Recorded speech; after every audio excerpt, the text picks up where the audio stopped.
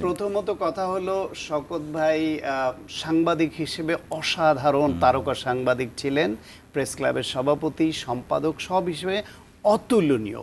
এবং তিনি যখন ছিলেন তিনি জনপ্রিয় ছিলেন সাংবাদিকদের মধ্যে। রাজনীতিতে আসার পরে নানানভাবে তিনি ফ্রাস্ট্রেটেড হয়েছেন, ডিপ্রাইভড হয়েছেন এবং একসময় বিতর্কিত হয়েছেন, কিন্তু এর কোনোটাই জাস্টিফাইড করে না যে তাকে গ্রেফতার করতে হবে।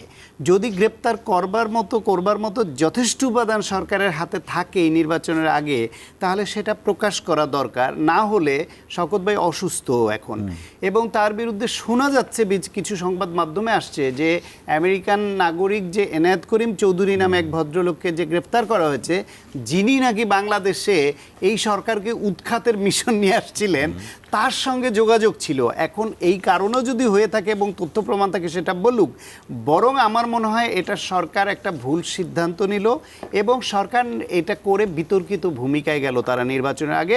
শওকত মাহমুদের এরকম কোনো ভূমিকা যদি থাকে, তাকে তো নজরদারিতে রাখা যেত, তাকে সতর্ক করা যেত। আর যদি ভয়াবহ রাষ্ট্রীয় বিরোধী কোনো ভূমিকায় থাকে, তাহলে সেটাকে প্রকাশ্যে এখন ধরেছে তো প্রকাশ করুক। এর মাধ্যমে আওয়ামী লীগের আমলে এইভাবে এক একজনকে গ্রেফতারের প্রবণতা ছিল, সেটারই কি ধারাবাহিকতা কিনা এই সন্দেহটা কিন্তু আমাদের ভেতর থেকে যাচ্ছে না।